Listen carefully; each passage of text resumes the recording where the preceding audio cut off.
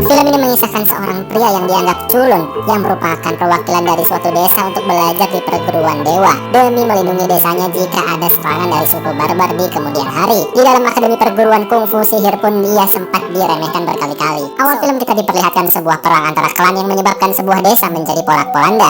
Klan barbar terus melakukan aksinya menjarah apapun yang mereka suka hingga akhirnya datanglah bantuan dari anggota perguruan dewa yang berisi anak keturunan para dewa yang dipimpin oleh wanita bernama Luoyi.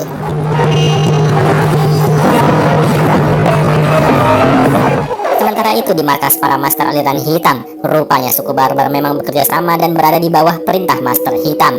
Karena perguruan dewa mulai turun tangan, maka ketua aliran hitam atau aliran iblis mengirimkan utusannya untuk mengabarkan pada suku barbar agar menunggu instruksinya selanjutnya. Malam harinya, desa yang sebelumnya diserang mengadakan upacara ritual yang dipimpin oleh kepala suku dan pendeta roh, hingga menghasilkan keputusan bahwa salah satu pria di desa harus diutus untuk belajar ke perguruan dewa agar tidak terus-menerus mengandalkan bantuan dari luar dan kedamaian desa lebih terjaga. Setelah melakukan ritual, akhirnya terpilihlah Jinsang yang harus berangkat untuk belajar kungfu di Akademi Perguruan Dewa di puncak gunung. Dan singkat cerita, esok paginya Jinsang segera berangkat ke salah satu puncak gunung tempat perguruan dewa berada.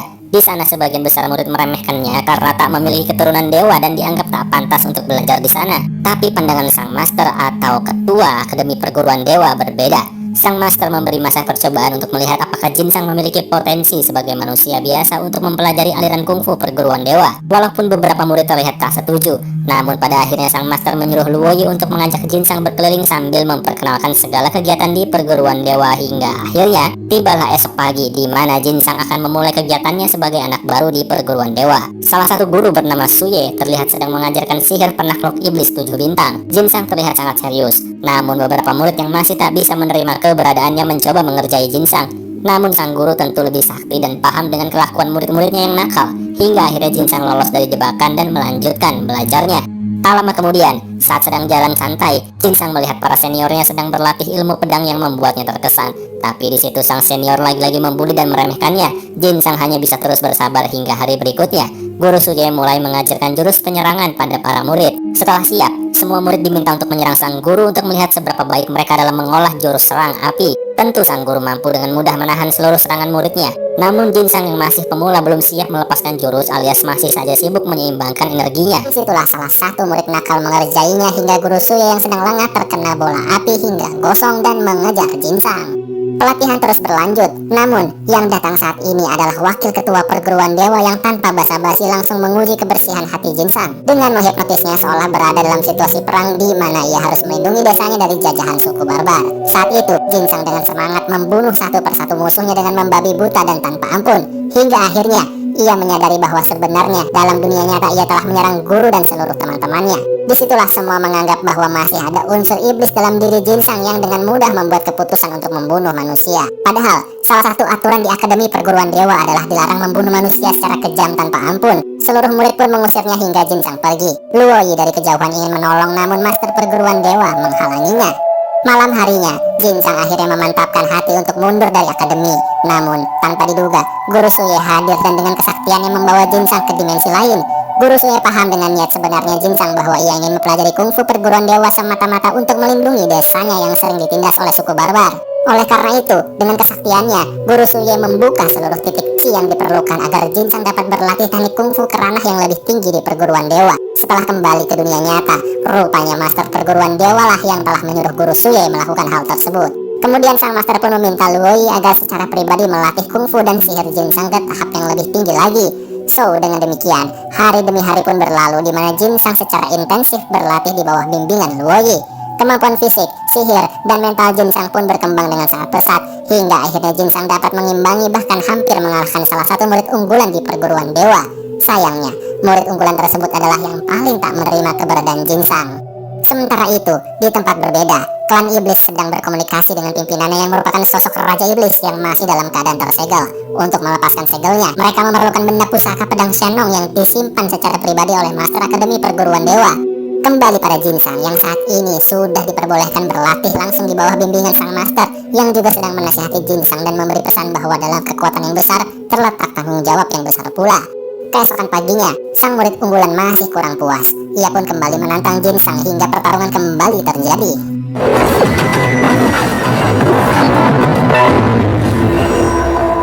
Pada akhirnya, Jinsang memperlihatkan bahwa dirinya sudah tak bisa diremehkan dan juga dirinya sudah dapat menjaga kesantunan dan emosinya walaupun dalam pertarungan.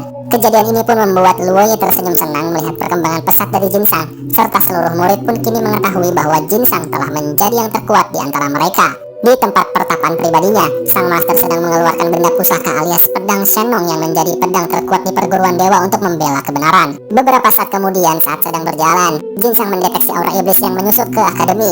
Ia pun mengejarnya hingga terjadilah pertarungan.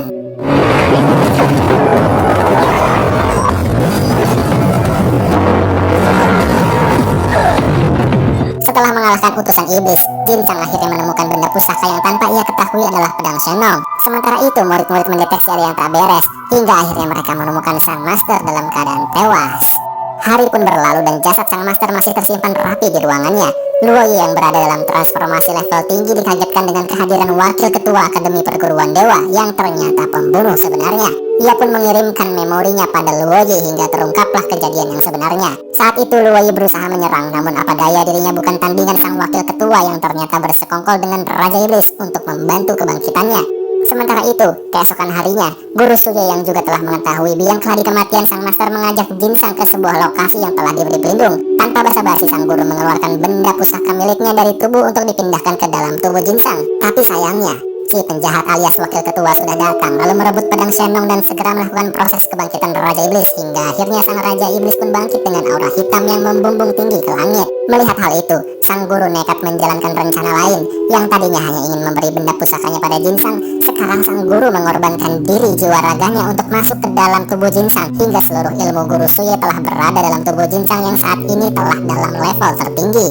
Saat Raja Iblis mulai menunjukkan jati dirinya, rupanya wakil ketua hanya dimanfaatkan hingga dirinya dan Luoyi saat ini berada dalam genggaman cambuk Raja Iblis. Nyawa mereka berdua pun jadi taruhan.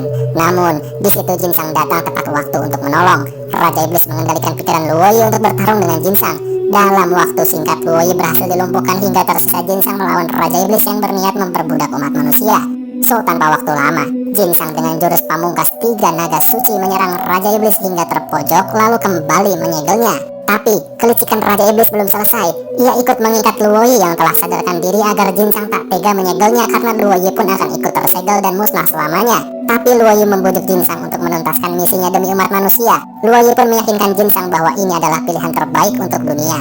So, dengan terpaksa dan tanpa ragu, Jinsang menyegel Raja Iblis dengan kekuatan penuh hingga Luoyi pun ikut musnah. Setelah itu, wakil ketua akademi yang telah dihianati Raja Iblis pun akhirnya membunuh dirinya sendiri daripada harus menerima hukuman dan menanggung malu. Dengan demikian, saat ini Jinsanglah yang menjadi penerus dan pemimpin di perguruan dewa dengan dihormati oleh seluruh anggotanya. Dan saat itu, tiba-tiba film pun berakhir.